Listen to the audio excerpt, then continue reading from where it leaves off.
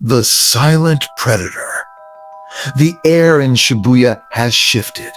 It is no longer just heavy with cursed energy. It is suffocating with the scent of an ancient, absolute evil. We left off with Yuji Itadori lying broken and defeated by Choso, only to be found by the twin followers of Geto. They aren't here to save him. They are here to gamble with the devil, as they force-feed Sukuna's fingers into Yuji's unconscious body. The fluctuations of power are beginning to ripple across the entire city. Every sorcerer, from Nanami to Megumi, can feel it.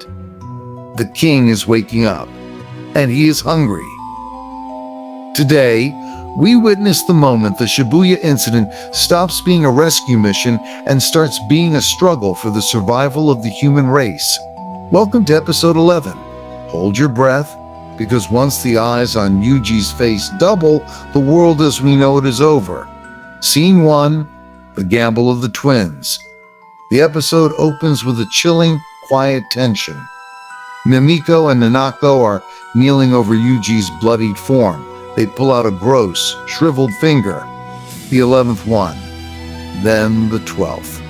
Then the 13th. Each time Yuji swallows, his body spasms and a shockwave of malevolent energy pulses through the subway station. Stop. A voice booms. Jogo enters the scene, his single eye wide with a mixture of awe and fury. He realizes the twins are trying to use Sukuna to kill the brain and get Geto's body back. Jogo isn't interested in their petty revenge. He has 10 more fingers. In a terrifying display of speed, Jogo intercepts the twins and forces the remaining fingers into Yuji.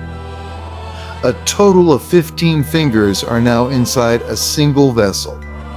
The sky over Shibuya turns a sickly shade of purple. The ground trembles. Even the prison realm at the bottom of the station seems to hum in response. Scene 2. The King's Awakening. Yuji's eyes snap open, but they aren't brown. They are glowing red, with the second pair of eyes manifesting beneath them. Black markings spread across his skin like a virus. Ryomen Sukuna has taken control. He stands up slowly, stretching his limbs as if he's been asleep for 1,000 years. The twins and Jogo are instantly frozen, pinned to the ground by the sheer weight of his presence. This isn't just strength. This is a biological command to kneel. 1 finger, 2 fingers. You've been busy. Sukuna says, his voice a deep, melodic threat. He looks at the twins first. They beg him to kill the man inhabiting Geto's body. Sukuna smiles. A jagged, cruel expression. You think you can give me orders because you fed me a few scraps? In a flash of light, Sukuna slices the twins into pieces before they can even scream. He doesn't do it because he's on anyone's side. He does it because he finds their existence annoying. Scene 3. Nanami's desperate struggle. While the King of Curses is terrorizing the subway, we shift to the upper levels. Kento Nanami, Meiki Zenin, and Naobito Zenin are facing a new nightmare, Dagon. Dagon was the womb we saw earlier in the season, looking like a cute red octopus. But now, he has evolved into a massive muscular humanoid curse spirit. He drags the 3 sorcerers into his domain expansion, Horizon of the Captivating Katana. The scene is beautiful but deadly. A tropical beach with palm trees and a vast ocean. But the ocean is filled with endless shikigami that attack instantly and never miss.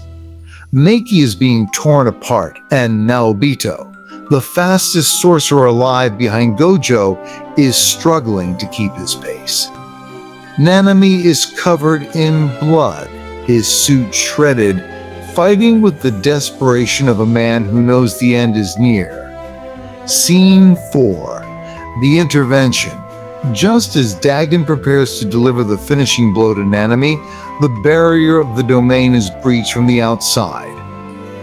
Megumi Fushiguro slides into the domain, using his own Chimera Shadow Garden to neutralize the sure hit effect of Dagon's ocean. "I can only hold this for a few minutes," Megumi screams, his face strained from the effort of clashing domains with a special grade. The strategy is simple: find a hole in the barrier and escape. But as they move toward the exit Megumi has created, a figure enters through the hole instead of letting them out.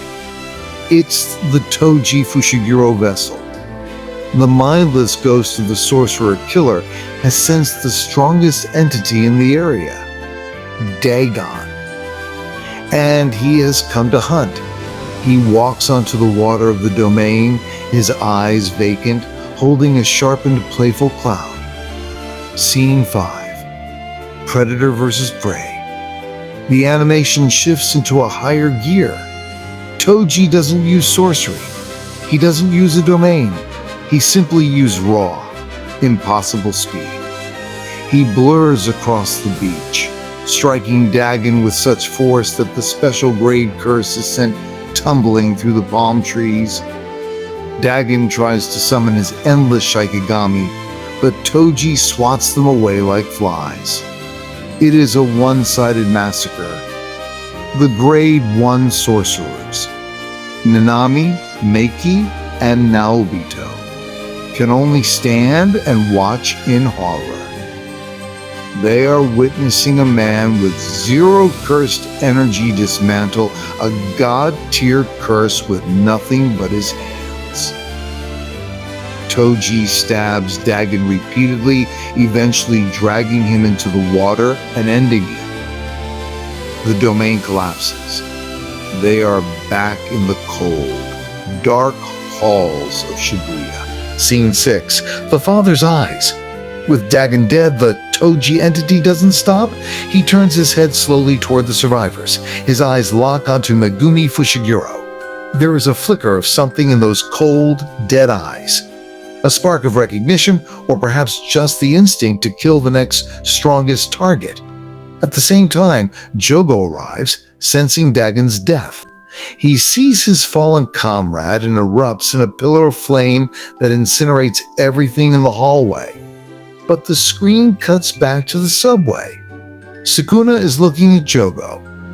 "If you can land a single hit on me," Sukuna says, pointing to Jogo's head, "I'll do what you want. I'll kill every human in Shibuya for you." The episode ends with Sukuna and Jogo standing in the middle of a burning street, the buildings melting around them. The final suspense. The fire has been lit, and there is no water left to put it out. The ultimate duel. Jogo is the strongest of the elemental curses, but he's facing the king of curses. Can he even touch Sukuna, or is he just a moth flying into a sun? Megumi vs. Toji. The son is face to face with the ghost of the father he never knew. Will Toji's body remember his son, or will Megumi be the next victim of the sorcerer killer? The total destruction. Shibuya is no longer a city. It's a graveyard. If you are shaking from the hype, smash that like button and subscribe. We are heading into the most visually stunning fight in anime history. Press the bell icon for episode 12, Thunderclap, where Sukuna turns Tokyo into a furnace. Who wins in a battle of speed? Toji or Sukuna? Let us know in the comments. End of episode 11.